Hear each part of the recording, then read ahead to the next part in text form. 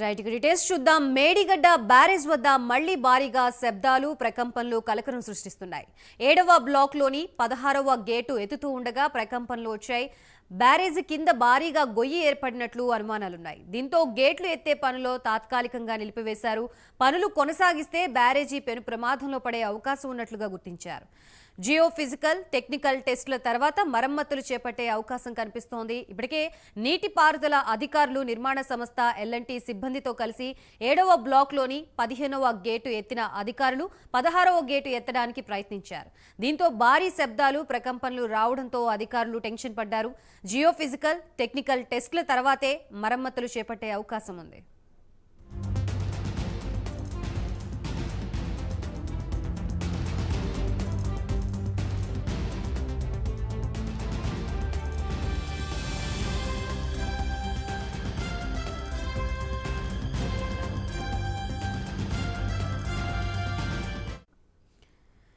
Medigadda barrage వద్ద మళ్లీ భారీగా శబ్దాలు ప్రకంపనలు కలకలం సృష్టిస్తున్నట్లుగా తెలుస్తోంది. ప్రస్తుతం ఇదే అంశానికి సంబంధించి మనకి పూర్తి సమాచారం ఇవ్వడానికి మా ప్రతినిధి తిరుపతి సిద్ధంగా ఉన్నారు.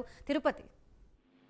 గాయత్రి, జయశంకర్ భూపాలపల్లి జిల్లా కాళేశ్వరం ప్రాజెక్టు భాగంలోని మేడిగడ్డ బ్యారేజీ కింది భాగంలో భారీగా గుంతలు పడినట్టు అధికారులు గుర్తించారు. 21 పిల్లర్ల ముందు భాగంలో ఒక బావిని తలపించినటువంటి భారీ గుంతను అధికారులు గుర్తించారు. కాంక్రీట్ గ్రౌటింగ్ కోసం క్లీనింగ్ చేస్తుండగా ఈ గుంతలన్నీ కూడా బయటపడినట్టు తెలుస్తుంది. మట్టితో బ్యారేజ్ ఎగువ భాగం వైపు గుంతలను ఇంజనీర్లు ప్రస్తుతం పూడుస్తున్నారు. అయితే ఈ గుంతలో మొత్తం పూడిస్తేనే బ్యారేజీ వరదలను తట్టుకునేటువంటి అవకాశం ఉంటుంది. లేదంటే ఈ వర్షాకాలంలో ఇప్పుడు వరద వస్తుంది కనుక ఇబ్బందులు ఉంటుంది కూడా నిపుణులు సూచించినటువంటి సిచ్యువేషన్ కడుతుంది. ఈఆర్టీ రిపోర్ట్ కంటే బలహీనంగా ఉన్న బ్యారేజ్ అడుగు భాగం కావచ్చు ఈ గుంతలంతా కూడా కాంక్రీట్ గ్రౌటింగ్ సక్సెస్ తో తలెత్తున్న అనుమానాలను కూడా అధికారులు చూపించిన పరిస్థితి కనబడుతుంది. గ్రౌటింగ్ ఫెయిల్ అయితేనే గేట్లను తొలగించడం తప్ప వేరే దారి లేదని కూడా నిపుణుల బృందం ఇప్పటికే స్థానిక ఇరిగేషన్ అధికారులు కావచ్చు ఎల్ఎన్టీ నిర్మాణ సంస్థ చెప్పినటువంటి ఆ పరిస్థితి కనబడుతుంది. మేడిగడ్డ బ్యారేజ్ మొదటి నుంచి కూడా రాష్ట్ర రాజకీయాల్లో ఒక ప్రకటన సృష్టిస్తూ బీఆర్ఎస్ పార్టీ బీఆర్ఎస్ ప్రభుత్వం అంతా కూడా ఏటీఎం లో మార్చుకుంది. ఇందులో